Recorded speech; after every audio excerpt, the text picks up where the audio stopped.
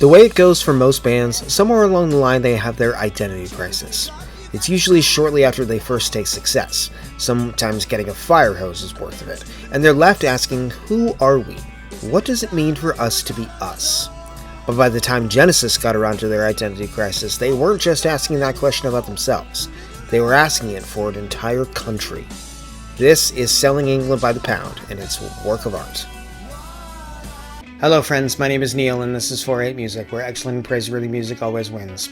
I take Philippians 4/8 seriously, so on album artworks, I'm looking at albums that achieve a great level of artistry, beauty, mastery of craft, and clarity of purpose. Music is subjective, so everything I say here is my own personal opinion and no one else's. Feel free to disagree with me, and if you do, you're not wrong. Genesis were just a bunch of wee young lads from the rich side of the British tracks when they formed in the late 60s, initially playing twee, slightly stuffy folk pop songs with light fantasy elements amidst pastoral drama. With their first album, From Genesis to Revelation, they didn't do anything that the Bee Gees hadn't done already, or that the Bee Gees hadn't done better. Then a little band named King Crimson came out with a little album called In the Court of the Crimson King, and I imagine the members of Genesis were like, we want to do that. And that they did on their second album, Trespass. They got a new drummer and a new guitarist for their next album, Nursery Crime, finding themselves on the cutting edge of a new thing called progressive rock, or prog rock. Foxtrot came the following year along with the 23-minute epic Supper's Ready, where they cemented the details, features, and musical ethos of Genesis. Their fifth album, 1973's Selling England by the Pound, will be their first with that cement fully set.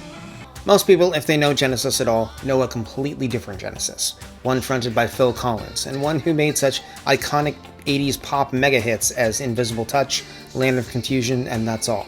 While this Genesis has hints of a prog rock taste to it, that often gets overwhelmed by the MTV-ready pop appeal. But this Genesis is a different beast altogether, one fronted by Peter Gabriel, who had his own 80s glory as a solo artist, and this one bears almost nothing in common with its second pop-oriented incarnation. They're one of the absolute best and most important bands of 70s prog rock, a genre that breaks pretty much every rule that the other Genesis would so meticulously and masterfully follow. 1973 was a killer year for prog. Pink Floyd, yes, Emerson, Lake and Palmer, King Crimson, and Rick Wakeman all had landmark albums that year. Genesis came to a turning point, releasing their most self-aware and outside world-aware album yet, and with their newly acquired status as one of prog's most significant bands. The rock and roll sides were on them. Selling England by the Pound is a lot to take in. It's challenging, complicated, esoteric in places, inscrutable in others. It's mostly keenly concerned with what makes Great Britain what it is, how the British identity is articulated, where it's great, where it's rotten, and where it's completely ridiculous. I find a lot of similarities to what J.R.R. Tolkien and C.S. Lewis were doing when they wrote their major works, The Lord of the Rings and The Chronicles of Narnia. Tolkien and Lewis were essentially inventing a mythology for England. They looked at much richer mythological traditions like Norse and Greek, and found that England's own existing mythology didn't measure up. Odin, Thor, Frigga, Zeus, Hercules, Odysseus. These are big names. And what did England have? King Arthur and Beowulf, and that was pretty much it. So they set about making their own big names, crafting narratives, histories, and entire worlds in the process. Peter Gabriel did something similar, although he took the opposite approach. Rather than spinning the mythology ex nihilo, like Tolkien and Lewis did, Gabriel takes elements of British life and weaves them into something new, a pastiche of British tropes and esotericisms that are nigh unrecognizable unless you really pay attention. I'm sure all the references that Genesis makes are more familiar if you're British and born in the 50s, but its place in the zeitgeist of the 70s doesn't diminish its power, grandeur, or musical excellence. Alright, let's get into the album, track by track. Dancing with the Moonlit Night opens with Gabriel singing a cappella, and places front and center a character seeking his own identity. That character is Britannia, a personification of England itself. One of 70s prog rock Genesis's most gimmicky features at live shows was Peter Gabriel's penchant for wearing costumes and inhabiting characters for different Genesis songs. There had been many before Britannia: the Old Man from the Musical Box, the Bat Hat from Watcher of the Skies, the Flower Man and Magog from Supper's Ready, and the Fox in the Red Dress Gabriel used for many different songs. Britannia uses several emblematic elements of England, the most noticeable being the Union Jack painted on his shield. Dancing with the Moonlit Knight's music is alternately rocky and folky, synthesizing Old English balladry with progressive rock muscle in a very appealing way. The lyrics concisely captured the theme of the entire album. Britannia represents Great Britain's search for identity, and how it's traded its long-established one for fleeting of-the-moment trappings, and cheap references to elements of contemporary British life. The result is the mythologizing of soulless commercial merchandise into figures of legend. The May Queen becomes the Queen of Maybe. Green Shield stamps become the Knights of the Green Shield. In Gabriel's view, England has sold its soul for the price of a wimpy hamburger. I Know What I Like is a very Beatles-esque song, circa Sgt. Pepper. And it features a very catchy riff and a very singable chorus, which were both great novelties for a prog band. The lyrics are about being content with exactly where you are in life, despite other people telling you you need to, quote-unquote, amount to more. The protagonist is just a lawnmower, and all the Ethels and Mr. Lewises and Mr. Farmers and Miss Morts of the world can't convince him to move out of his mum's house, get a better job, or even clean up his room. He knows what he likes, and he likes what he knows. It's funny, Gabriel wrote this song in 1973 to specifically critique England's merit-based scale of worthiness, but it sounds perfectly prescient to my 21st century American ears. Hustle culture is a real thing, defined generally as a prevalent societal attitude that promotes working long hours at the expense of meeting personal needs. Americans take fewer vacation days than literally any other nation. I Know What I Like was Genesis' first hit single, something a lot of progressive rock bands of the 70s scoffed at, Genesis included probably. Nonetheless, I Know What I Like peaked at number 21 on the UK Top 40, and Genesis only released it as an official single after its initial radio success. What can I say? The public knew what they liked. Firth of Fifth has become one of Genesis' signature songs in their live sets, and is a fan favorite. Musically, it's one of the most perfect examples of prog rock, and is one of the first songs you should play for someone completely unfamiliar with the genre. Rich mythology-based imagery in the lyrics? Check. Epic scope and grand instrumentation? Check. Unnecessarily complicated music, complete with shifting time signatures of seemingly random numbers? Double check. Seriously, what is going on with this sheet music? 15, 16 time? I mean, come on.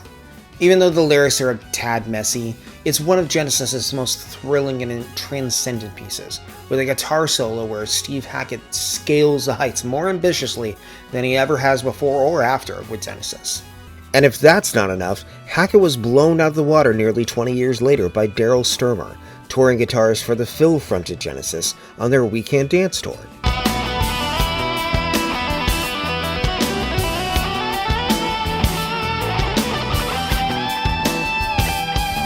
If you want to know the origin of Firth of Fifth's name, rivers and estuaries in Scotland are known as firths, with one of them being the Firth of Forth. So this is a play on that. I don't think it matters though. Phil Collins, Genesis drummer and future star of Miami Vice, took the vocal helm for More Fool Me, a pop ditty that doesn't really fit here. It is in line with the pre-Trespass Genesis though, and indicates that they've never completely let go of that past, and that's understandable. Even though by this point they're a completely different band, it's only been about 6 years since they started. More Fool Me is nice, I guess, but it's pretty in the same way that a flower is pretty. A flower?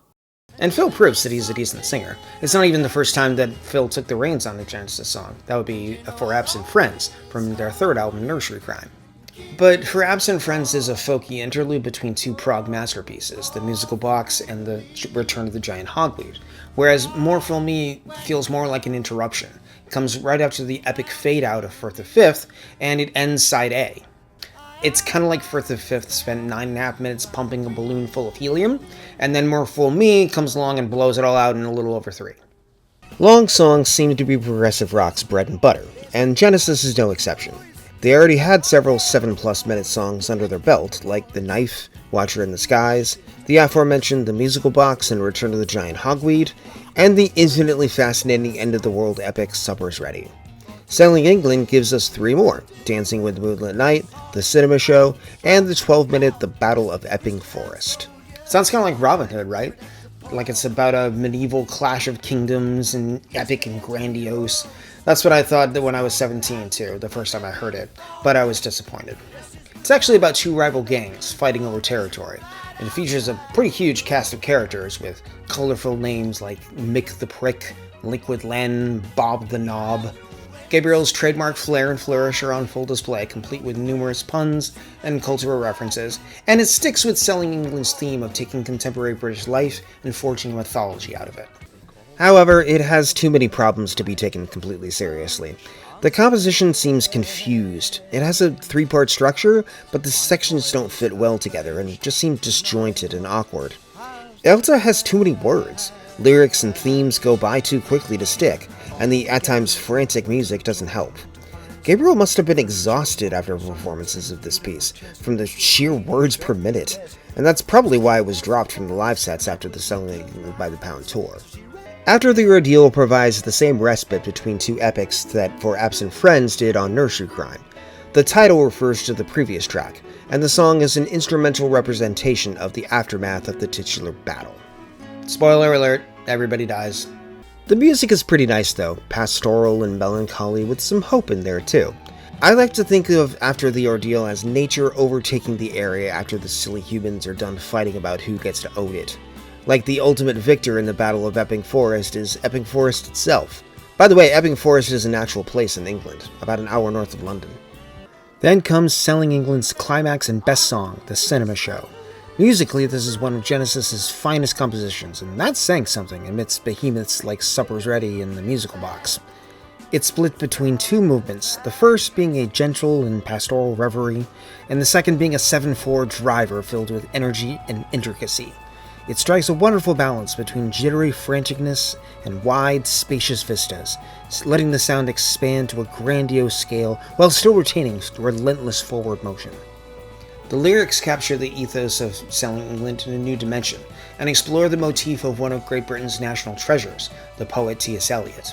The Cinema Show draws much inspiration from his epic poem The Wasteland, and features a few callbacks to that work. The Romeo and Juliet figures, a bonus reference to William Shakespeare, just want to satisfy their carnal desires with each other, much like the typist and the young man carbuncular in The Wasteland. Furthering this sex theme, the Cinema Show also features Tiresias, the blind prophet from Greek mythology, who is transformed by the goddess Hera from a man to a woman, lived that way for 7 years, and then was transformed back into a man. The "there is in fact more earth than sea" line from Cinema Show is a reference to when Zeus and Hera asked Tiresias to settle an argument for them about which gender enjoyed sex more. According to Tiresias, who had experienced both genders, women enjoy it way more. Tiresias is also an important figure in Eliot's poem, being the uniting factor of all the rest of the content of the poem. Tiresias sees and understands all in the wasteland, and he serves a similar purpose in the Cinema Show. I have crossed between the poles, for me there's no mystery. Once a man, like the sea I raged, once a woman, like the earth I gave, but there is in fact more earth than sea. You know, I'll admit that Tiresias' comment, and by extension Peter Gabriel's comment, is a little muddled. My best guess at its meaning is probably that things like generosity and kindness and giving have more importance and lasting impact than things like rage and force and aggression. I don't think those things need to be drawn along gender lines, but if you want to, I guess you can. Isle of Plenty closes the album and calls back the musical motif and lyrical theme of Dancing with the Moonlit Night. A nice full circle thing. Like the first song, Isle of Plenty is full of puns, most of them involving names of British grocery stores, like Safeway, Fine Fare, and Tesco. Even the title is a play on the phrase Isle of Plenty. The song and the album end with Gabriel singing what could very well be a newspaper flyer from one of those grocery stores, advertisements for special deals on different foods that week, complete with coupons for clipping. I really think of Isle of Plenty as a tack-on to the Cinema Show, since that song doesn't have a satisfying ending on its own, and transitions seamlessly into this one. And Isle of Plenty has a great fade-out, bringing the album down to a gentle silence that just encourages the listener to flip the vinyl over to side A and start all over again. As thick and dense as the subject matter of Selling England is, Genesis has a warm, disarming quality to their music. They don't jolt or jostle you like a lot of prog rock does. Let's be honest, prog rock, for all its depth and technical mastery, just can't avoid the need to impress its audience. They're not easily impressed. Most of the time, the result of this is the music being cold and alien. Genesis, on the other hand, has always kept a human element very much at the center, even when they're singing about giant plants that want to kill you. Their music is accessible in a way that other prog rock bands aren't. They have a different approach from King Crimson and ELP, who sometimes want to make the listener forget that these are actual humans playing this crazy, complicated music. Genesis, on the other hand, are constantly reminding you of that fact, and that you're a human too.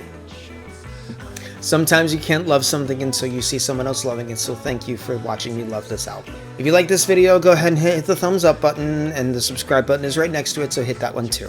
And it really helps me out with the algorithm. And if you love Selling England or Genesis 2, or have anything to say about either one, I would love to hear about it in the comments. But if you do, remember to say nice things, say true things, and always be kind. God bless, and rock on.